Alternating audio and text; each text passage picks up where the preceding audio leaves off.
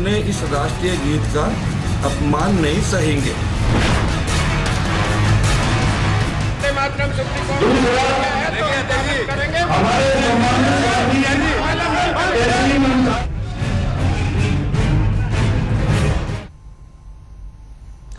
क्या यूपी में रहना है तो वंदे मातरम कहना होगा? मेरठ नगर निगम में वंदे मातरम को लेकर बवाल मचा हुआ है। निगम में मंगलवार को एक प्रस्ताव पास किया गया कि वंदे मातरम के दौरान सदन छोड़ने वालों को दोबारा बैठक में शरीक होने की अनुमति नहीं दी जाएगी। सदस्यों ने यह भी प्रस्ताव पास किया कि वंदे मातरम का अपमान बर्दाश्त नहीं करेंगे। नगर निगम के मुस्लिम सदस्य इस प्रस्ताव का विरोध कर रहे हैं। इन सदस्यों का कहना है कि ऐसा प्रस्ताव सुप्रीम कोर्ट के आदेश की अवमानना है। बहुत गलत बात है इनकी कि बीजेपी वाले जो भी है ये जबरदस्ती करना चाह रहे हैं। हमारा मजहब का मामला है, हम कभी नहीं बोलेंगे वंदे मातरम और ना ही कभी बोला जाएगा। और जो आपको अंदर नहीं जाने दिया गया तो आप क्या करेंगे? हम जाएंगे जब हम अधिकारी हैं, पार्षद हैं, तो हम जबरदस्ती जाएंगे और कौन लोग? मुझे कानून का तो नहीं पता, लेकिन अपनी आत्माओं के हिसाब से हम इस बात मैं ये कह रहा हूँ कि वहाँ पे वंदे मातरम होना चाहिए। एक राष्ट्रीय गीत है, जब इस राष्ट्रीय गीत को घोषित किया हुआ है तो आप लोग भी तो लास्ट में रह रहे हो ना। राष्ट्र हित की बात कर रहे हैं हम, और एक तरफ समाज हित की बात कर रहे हैं और एक तरफ हम उसको नेगलेक्ट कर रहे हैं। पहले से इसका विरोध करते रहे हैं और इस बार जब वंदे मातरम शुरू हो गया, आप अखबारों को फुटेज देख सकते हो, तब ये लोग हंसते हुए गए वहाँ से। तो ये वंदे मातरम का अपमान है, ये हम बर्दाश्त नहीं करेंगे। ऐसा तो आपसे पहले भी नहीं हुआ जैसा ये करना चाह रहे हैं, और ना ऐसा होना चाहिए। सबको अपने अपने धर्म के हिसाब से अख्तियार करना चाहिए और हमें अपने धर्म के हिसाब से रहना है और उन्हें अपने धर्म से रहना है। बड़ी अजीब सी बात है और बड़की विडंबना है कि यहां पर बैठक जो हो रही थी वो स्मार्ट सिटी के प्रपोजल को अनुमति प्रदान करने के लिए बैठक हो रही थी और मामला उलझ गया वंदे मातरम पर। कहां स्मार्ट सिटी और कहां वंदे मातरम पर पेच चढ़ गया। खैर, हमारे साथ खास मेहमान है हरिकांत आलूवालिया, मेयर मेरठ के। आपका स्वागत है सर। हमारे साथ अजय गौतम जी हैं जो कि स्पोक्स पर्सन है हिंदू महासभा के। आपका भी स्वागत है जी। मौलाना मकसूदुल हसन काजमी साहब हैं जो कि मुस्लिम धर्मगुरु हैं। आपका भी स्वागत है। शुरू करता हूं मैं हरिकांत जी आपसे। सबसे पहले मुझे एक चीज बताएं आप, मैं समझना चाहूंगा आपसे ये बात। तो अब ये जरूरी है कि जो आएगा वहां पर वंदे मातरम कहेगा? जो आपका हमने एक बाइट देखा पहले जो चल रहा है आपका रिएक्शन, उसमें ये लिखा है, आपने बोला है कि वंदे मातरम कहना जरूरी है।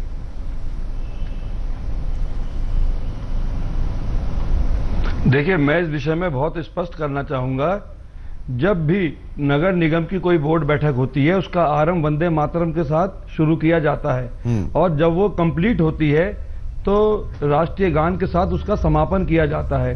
मगर जब जब ये बैठक शुरू होने से पहले वंदे मातरम जो हमारा राष्ट्रीय गीत है, जब वो शुरू होता है तो हमेशा ये 7 और 8 पार्षद, 7 और 8 पार्षद जो हैं, ये इसका मीटिंग का बहिष्कार करके और इसका विरोध करते हुए और एक गलत कमेंट पास करते हुए वहां से सदन से बाहर चले जाते हैं।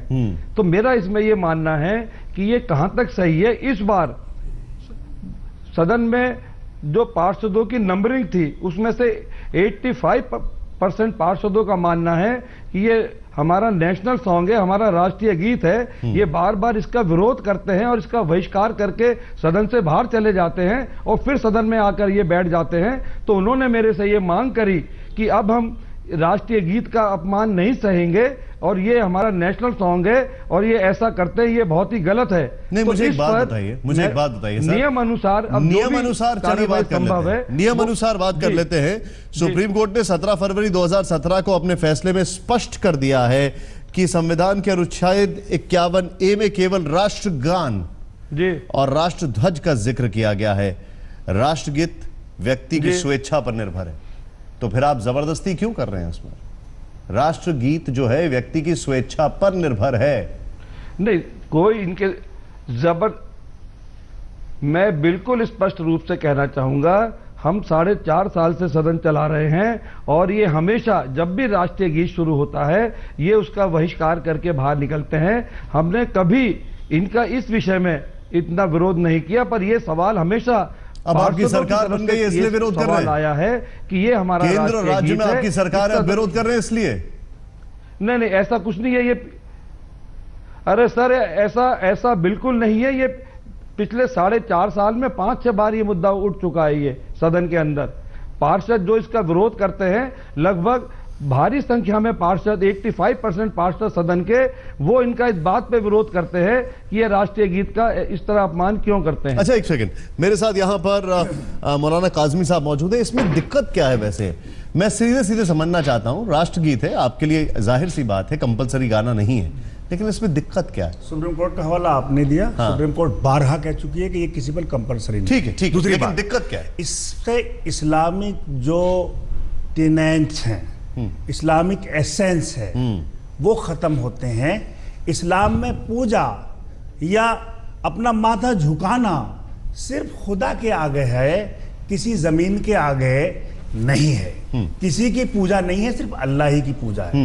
हम ये कहते हैं जो नेशनल एंथम है हम वो गाते हैं। अच्छा एक बात बताइए, आपको पता है कि उर्दू में भी वंदे मातरम लिखा गया है? किसी उर्दू किसी चीज में अरबी में आपको लिखा पता हो? है किसने लिखा है? आपको पता है? पूजा तो हम मोहम्मद मैं आपसे बड़े एक चीज समझना चाह रहा हूँ। अरबी में लिखा हो, अरे मुझे ये बताइए, आपको पता है कि उर्दू में इसका बकायदा रूपांतरण है पूरा? तो इससे क्या लेना देना? मैं अब आपको बताता हूँ क्या लेना देना। एक मिनट सर, मुझे मत सिखाइए, मुझे पता है। मैं आपको सिखा नहीं रहा हूँ, मैं आपको याद दिला रहा हूँ। एक मिनट सर, आपका ये पॉइंट ठीक है कि ये कंपलसरी नहीं है, वाजिब बात है, कोई कंपलसरी नहीं है, लेकिन आपने धर्म से जोड़ा है तो मैं आप ही के धर्म के आरिफ मोहम्मद खान 1985 में, एक मिनट से सुन लीजिए आप पूरी बात, उन्होंने कहा था कि आजादी की लड़ाई के वक्त किसी मुस्लिम नेता ने कभी वंदे मातरम की मुखालफत नहीं की। उन्होंने कहा कि अंग्रेजों ने वंदे मातरम को हिंदू मुस्लिम फूट का हथियार बनाया। राष्ट्रगीत वाली कमेटी ने भी 2 पैराग्राफ को राष्ट्रीय गीत के तौर पर कबूल किया था ताकि इसका स्वरूप सर्वमान्य हो। एक मिनट, आरिफ मोहम्मद खान बाकायदा मंत्री थे राजीव गांधी की कैबिनेट ने, और आरिफ मोहम्मद खान ने ही इसका उर्दू रूपांतरण किया है। अगर आप चाहें तो वो भी पढ़ के सुना सकता हूं। आरिफ मोहम्मद खान एक पॉलिटिकल नेता हैं, वो पॉलिटिकल माइलेज हासिल करने के लिए कुछ भी कह सकते हैं। अच्छा, मैं इस्लाम की बात कर रहा हूं, प्रोफेट की बात कर रहा हूं। इस्लाम में पूजा तो प्रोफेट सल्लल्लाहु अलैहि वसल्लम की भी नहीं है। तो पूजा, जब आप जबरदस्ती हमसे पूजा मिल जाओगे, पूरे हिंदुस्तान के मुसलमानों को आप हिंदू बना दोगे, हमारा ये नहीं, लेकिन मैं तो आपसे यही जिक्र कर रहा हूं, इसके 2 पैराग्राफ में आरिफ मोहम्मद खान की बात, इसके 2 पैराग्राफ में कोई जिक्र नहीं है। जब देश आजाद हो रहा था तो हिंदू हर हर महादेव कहते थे और मुसलमान अल्लाह अकबर का नारा लगाते थे। दोनों ने एक साथ मिलकर के इस देश को आजाद किया। आज भी इसी तरह से हिंदू वंदे मातरम के हैं। मैं हिंदुस्तान जिंदाबाद, मैं आपके पास वापस आ रहा हूं। एक मिनट मौलाना काज़मी साहब, मौलाना काज़मी साहब एक मिनट सुन लीजिए। आरिफ मोहम्मद खान ने ही यह कहा था, और मैं आपको कोट करके बता रहा हूं, कि जब देश आजाद हुआ था तब हिंदू मुसलमान दोनों ने वंदे मातरम कहा था, और उन्होंने बाकायदा इस्लाम का हवाला देते ही कहा कि पहले 2 पैराग्राफ इसीलिए लिए जिसके लिए सबके लिए सर्वमान्य हो। मैं वापस लौट रहा हूं, आपके ऊपर मजबूरी नहीं डाल रहा हूं। सीधे चलते हैं, यहां पर हमारे खास मेहमान मौजूद हैं, मेयर साहब खुद हमारे साथ मौजूद हैं। हमारे साथ अजय गौतम जी, इनके पास अभी तक नहीं आए हैं, जो कि प्रवक्ता है हिंदू महासभा के। अजय जी एक बात बताइए, सुप्रीम कोर्ट भी कह चुका है, सब कुछ चीजें साफ हो चुकी हैं, जबरदस्ती करने की जरूरत क्या है? वो गाएं ना गाएं कोई बात नहीं, अगर वो नहीं गा रहे हैं आप लोग गा लीजिए और अपनी जो सभा है उसको शुरू करें। देखिए बात ये है कि जो संविधान की प्रस्तावना है उसमें 3 चीजों का जिक्र आता है। एक जिक्र आता है राष्ट्रगान का, एक आता है राष्ट्रगीत का, और एक आता है सारे जहां से अच्छा हिंदुस्तान हमारा। ये 3 चीजें आती है। अगर संविधान के दिए हुए 1 से लेकर 32 तक जो फंडामेंटल राइट हैं, अगर आप उसका उपयोग करना चाहते हो तो फिर एक धारा 51 में जो आपकी फंडामेंटल ड्यूटीज डिफाइन है, आप उससे क्यों बचना चाहते हो? एक तरफ आप कहते हो कि हम अल्लाह के अलावा कहीं सर नहीं झुकाते, फिर उसी जमीन पे जिस जमीन पे आप जो बता रहे हैं ये आप थोड़ा सा गलत कोट कर रहे हैं। मैं आपको पढ़ के बता देता हूं, सुप्रीम कोर्ट ने 17 फरवरी 2017 को कहा है कि संविधान के अनुच्छेद 51A में केवल राष्ट्रगान और राष्ट्रध्वज का जिक्र है, राष्ट्रगीत व्यक्ति की स्वेच्छा पर निर्भर है। मैं वो इसी बात पर आ रहा हूं सर, मैं ये कह रहा हूं कि जिस भूमि के ऊपर 5 दिन में 5 बार अपना सर झुका के जिस अल्लाह को आप मानते हैं, अगर उसका सजदा करते हैं तो उस भूमि को प्रणाम करने में क्या? और ये जो हिपोक्रेसी है कि हम अल्लाह के अलावा किसी के आगे सर नहीं झुकाते, तो जब शब्बे रात होती है तो शब्बे रात पे हर ग्रेवयार्ड पे जाके आप सर क्यों झुकाते हो? आज देखिए मैंने इंटरप्ट नहीं किया था किसी को, मुझे बोल पूरा रहा हूं। करने दीजिए। मैं इशारा निजामुद्दीन औलिया की दरगाह पे चले जाइए आप, अजमेर शरीफ चले जाइए, वहां भी तो जाके सर झुकाते हैं। तो ये एक हिपोक्रेसी है जान के राष्ट्र के विरुद्ध, क्योंकि ये बात राष्ट्र से जुड़ी हुई, हम राष्ट्र का नहीं करेंगे। यूपी के जो चीफ मिनिस्टर हैं आदित्यनाथ योगी जी, जो उनके दद्दा गुरु थे दिग्विजय नाथ जी, उन्होंने एक अपने जमाने में 1949 में एक बात कही थी कि जो व्यक्ति, जो समाज, जो धर्म अगर राष्ट्रगान, राष्ट्रगीत या संविधान के विरुद्ध जाता हो, उसका वोट देने का अधिकार और चुनाव लड़ने का अधिकार सस्पेंड कर देना चाहिए। आज भी मैं कहता हूं अगर तुष्टीकरण की राजनीति 70 साल से इस देश के अंदर ना होती तो इस देश का हर नागरिक, जैसे कहा हमारा कौमी तराना नहीं है, तो पहले सिटीजन, पहले नेशन फर्स्ट होता, ना कि कौम फर्स्ट होता। ये जो फर्क है कि हम अपनी कौम को मानेंगे लेकिन देश का सम्मान नहीं करेंगे, भारत माता का सम्मान नहीं करेंगे। यही जगह है जहां पर लोग आके सामने कहते हैं कि मैं तो भारत माता को डायन कहता हूं, मेरी नजरों में तो भारत माता डायन है। मैं आज भी कहता हूं कि अगर इस देश को सुधारना है, तुष्टीकरण की राजनीति बंद करिए। जो लोग राष्ट्रगीत का, वंदे मातरम का विरोध करते हैं, उनका वोट देने का और चुनाव लड़ने का अधिकार खत्म कर देना चाहिए। सीधे आप पे आरोप है कि आप हिपोक्रेसी करते हैं। आप पहले इनका जवाब दीजिए, फिर इनसे सवाल जवाब करते हैं। देखिए, मेरा कहना यह है कि ये एक गर्म बात कर रहे हैं और ये हिंदू मुस्लिम में जा रहे हैं। सीधी सीधी बात है, वंदे मातरम इस्लाम के खिलाफ है। हम इसलिए उसको इसलिए खिलाफ है कि उसमें पूजा है और पूजा सिर्फ अल्लाह ही के लिए है। दूसरी बात, अगर ये जो कह रहे हैं कि मुसलमान जो इसके वो करता है वो देश का दुश्मन है, क्या हम जनगणमन अधिनायक जाहे नहीं कहते हैं? क्यों नहीं कहते? क्या? और एक बात, एक सवाल फकीर की नमाज की दरगाह पर क्या होता है? दो बातें, शब बारात पर क्या होता है? शब बारात पर कोई नहीं सवाल करता है, जो करता है सवाल से नो वो जो करता है वो गलत करता है। शब बारात तो पर आपका कोई मतलब जो अजमेर शरीफ में मुसलमान हैं, जो शब बारात मुसलमान जाके माथा टेकते हैं, वो गलत कर रहे हैं। माथा कोई नहीं टेकता। जो शब रात में जाके कब्रों का सजदा करते हैं वो गलत कर रहे हैं। सजदा कोई नहीं आप ये कह रहे हैं वो मुसलमान गलत है। मैं कह रहा हूं सजदा कोई नहीं करता। आप क्या करते हैं? वहां भी तो सर झुका रहे हैं। सर नहीं झुकाते, आप वो सिद्धा से नमाज नहीं पढ़ी जाती क्या? वहां भी पांच नमाज के लिए अलग पढ़ी मस्जिद है, मस्जिद में नमाज पढ़े जाते हैं। नेशन फर्स्ट क्यों नहीं है? मैं तो आपको बता रहा हूं, वो दूर नेशन फर्स्ट क्यों नहीं है? तो हम मोहम्मद को भी नहीं है, नेशन फर्स्ट क्यों नहीं है? भी सजदा नहीं कर सकते, प्रोफेट मोहम्मद की भी पूजा हम नहीं कर सकते। तो इसमें हम कैसे बंदे मातरम कैसे? वैसे उन्होंने आपकी हिपोक्रेसी का जवाब दे दिया। अब आप नेशन फर्स्ट बोल रहे हैं, उन्होंने आपकी हिपोक्रेसी का जवाब दे दिया है। तो सर ये कहां कह रहे हैं कि जो लोग उन्होंने कहा वो गलत कर रहे हैं, लेकिन मैं कह रहा हूं हर मुसलमान किसी ना किसी पीर फकीर की नमाज में जाता है, सजदा करता है, सर झुकाता है।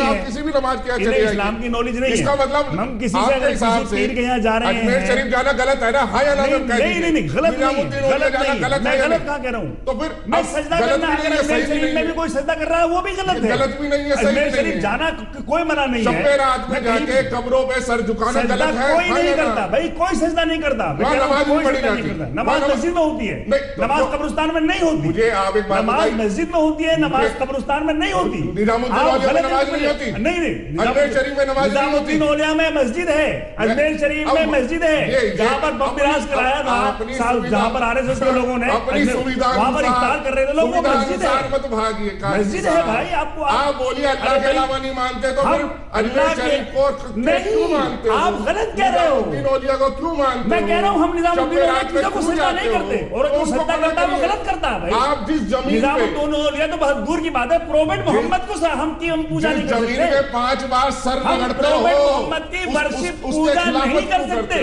तो जमीन उस वंदे मातरम कैसे कह सकते हैं ये बताइए आप। मुझे अच्छा, दूसरी बात एक ऐसा लेकर देखिए भाई, देखिए आप बोल चुके हैं, मुझे बोलने दीजिए। एक मिनट अजय जी, एक मिनट, मुझे एक चीज बताइए। जिसमें हिंदू मुस्लिम सबको आपकी रूह खुश हो जाए, इंसाफ की डगर पे बच्चों दिखाए हो चल के, ये देश है तुम्हारा, नेता तुम ही हो कर को बच्चा समझे, हिंदुस्तानी जुबान में एक ऐसा गान हो सबके लिए अनिवार्य हो। आप अरबी में गा लो, क्यों नहीं लाते? उर्दू में गा लो। अजय जी एक सेकंड, इसके जरिए से मुसलमानों को प्रताड़ित मैं आपसे एक चीज कासमी साहब, एक मिनट सर, लागू रखना है हमारे ऊपर। अजय जी मुझे आप एक चीज बताइए, क्या आपके लिए देश सबसे ऊपर है कि नहीं? हमारे लिए देश ऊपर है। ये आपका जवाब आ गया, लीजिए। नहीं नहीं, तो देश ऊपर है तो फिर क्यों कह रहे हो कि हमारे लिए हम अल्लाह के अलावा किसी को नहीं आपने अपनी जुबान मानेंगे? ये भारत माता ही तो है। एक मिनट सर, एक मिनट अजय जी, एक सेकंड सर, एक मिनट रुकिए, रुकिए। 99% काज़मी साहब एक मिनट, गाने को कोई समझता भी नहीं। काज़मी साहब एक मिनट, काज़मी साहब एक मिनट, अजय जी एक सेकंड। बनाइए ना, उर्दू में बना हुआ है अभी, एक बना के शांति जी ने मैं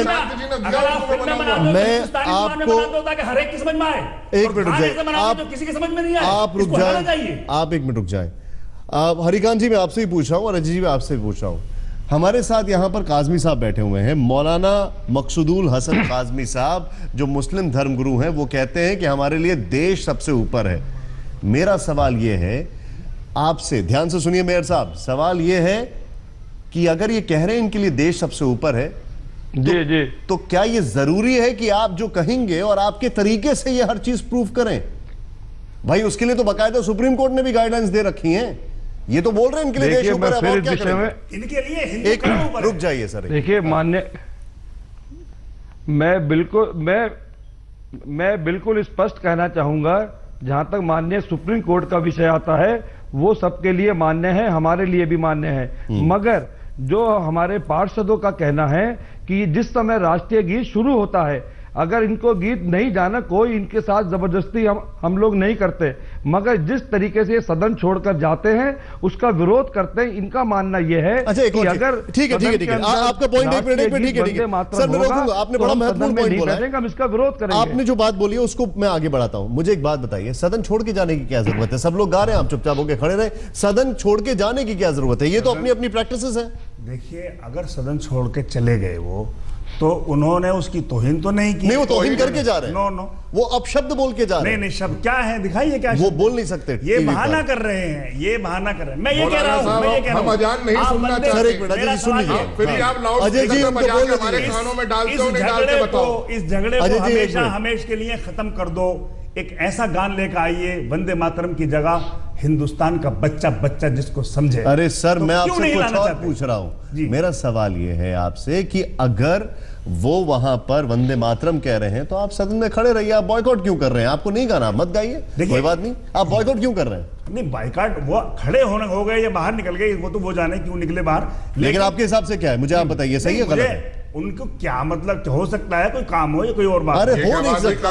अगर उन्होंने एक मिनट सच को सच कहना चाहिए। अगर उन्होंने, अजय जी मैं ब्रेक ले रहा हूं, मैं ब्रेक ले रहा हूं, लेकिन ब्रेक, एक मिनट सर, ब्रेक ले रहा हूं, लेकिन आरिफ मोहम्मद खान साहब ने 1985 में जो वंदे मातरम का उर्दू में रूपांतरण किया था, उसकी सिर्फ 2 लाइन बताने के बाद हम ब्रेक ले रहे हैं।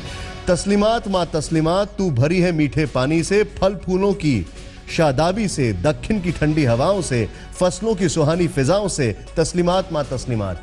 यहां पे कोई पूजा नहीं है, साफ दिखाई देता है। अब आपसे मेरा यह सवाल होगा,